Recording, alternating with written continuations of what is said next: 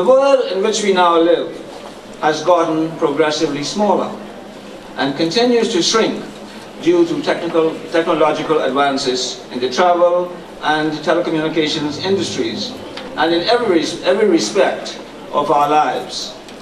These have not only brought us closer, but have heightened the level of competitiveness. Consequently, as you accept this reality and position yourselves to take full advantage of these new circumstances, let me implore you to summon the inner resolve that Bahamians are known for, to redouble your efforts and apply your ingenuity to design and manufacture keepsakes and cherished pieces at an even more rapid pace, which is comparable to international standards. The Abaco, Bimini and Grand Bahama Handicraft Associations, which are chapters of the National Handicraft Association, and other artisans, with the guidance of the Bahamas Agricultural and Industrial Corporation, BAIC, Freeport office, have demonstrated resilience and resoluteness by showing leadership and perseverance during challenging times. In the face of great odds, such as the many hurricanes experienced during the recent 5 years, in spite of that, the volume, the standard, and the quality of craft and souvenir items on this island continually increased from year to year as a result of their unwavering efforts. Artisans, ladies and gentlemen, students, despite the numerous weather challenges that have beset Grand Bahama, they did not dampen the indomitable, entrepreneurial and creative genius of the people, and therefore, years later, here you are once again in fine form. For as long as you and I can remember, the handicraft and souvenir industry has been a viable sector in our economy. The industry has undergone transformational changes, mostly for the better, over the past 1 or 2 decades. Many vendors still regard it as a saving grace in terms of income, providing a consistent and better way of life. Also, as you should recall, the industry was one of the pillars of the tourism industry during the 1950s and 1960s, when it was only 3 to 4 months a year, as well as in the 1970s, the 1980s, and the 1990s, when it expanded to a year-round phenomenon, and visitors' arrival numbers increased to levels previously unimagined. The raw materials such as sisal, straw, and cottage industries during those times were for the most part indigenous and were predominantly transshipped from our family islands. However, during the late 90s and the turn of the 21st century, the demand for materials seemingly far outstripped supply, and coupled with a variety of other reasons, artisans, vendors, and business persons began to obtain supplies from foreign sources for whatever reason we still don't know. As a result, the economic activities in the individual islands declined, and the populations drifted to New Providence and Grand Bahama in search of greater enterprise.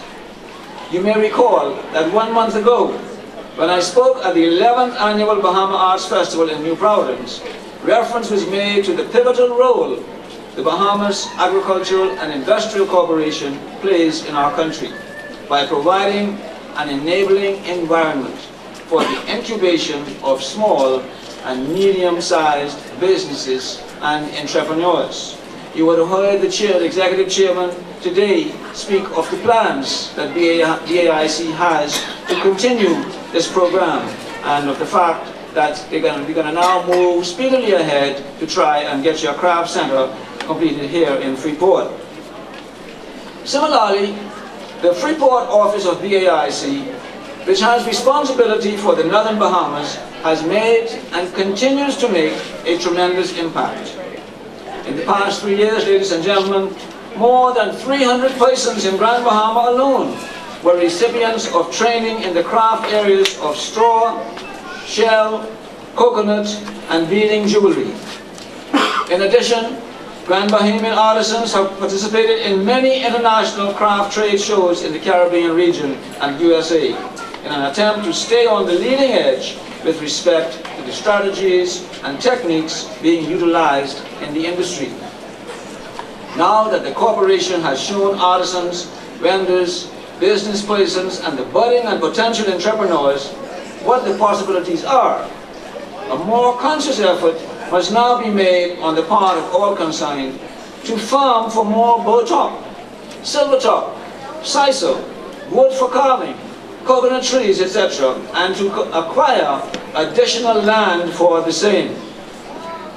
In speaking to the press earlier today, I indicated to them that because of the massive amount of touristic development going on in our islands where these palm trees are growing, we have to now consider looking at reserving some of the land that we have, because the straw only grows in certain areas, and we have to look at reserving some of the land to make sure that we have a continuous supply of straw for ages to come. There should also be a greater infusion of technology in design and in manufacturing. The fact that there are approximately 25 booths on the boardwalk at AuthentiCity, which is a significant improvement over previous years, indicates that the efforts of the association and BAIC have borne much success.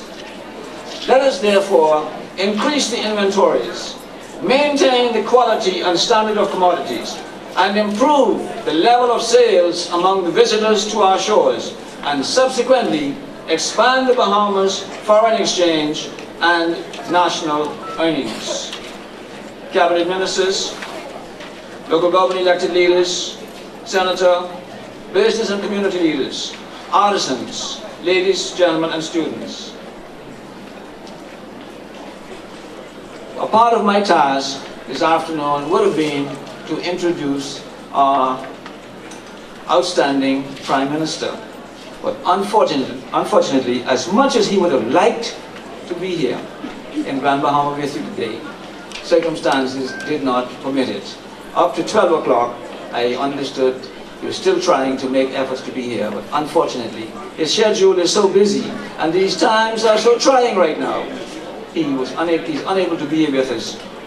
So I extend an apology on his behalf, and also on his behalf, take a delight in declaring this craft festival officially open.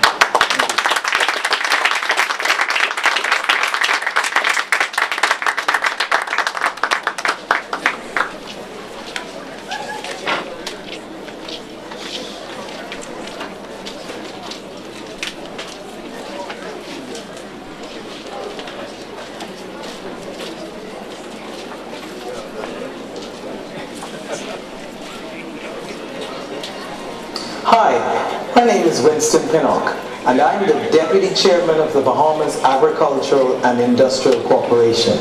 And on behalf of my Chairman, Mr. Edison Key, I am pleased to just do a small tidbit of what we at BAIC are doing in the Bahamas, but more particularly here in Grand Bahama. BAIC has facilitated hundreds of persons here on the island of Grand Bahama in the training of shell, coconut, and other craft here on the island.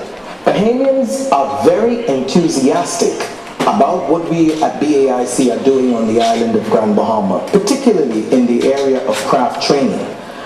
I want to mention one particular item that we're about to do, which I find very exciting. As you know, the BAIC have held many training sessions in this year, and we have a great excitement coming from Grand Bahama with people wanting to sign up to participate in these training programs. The government of the Bahamas has provided this year $250,000 in its budget towards the building of a craft training facility here on the island. That is exciting news. We've also gotten a commitment from the Grand Bahama Port Authority for an additional $350,000, which will go towards that training facility. And we hope that next year, in 2009,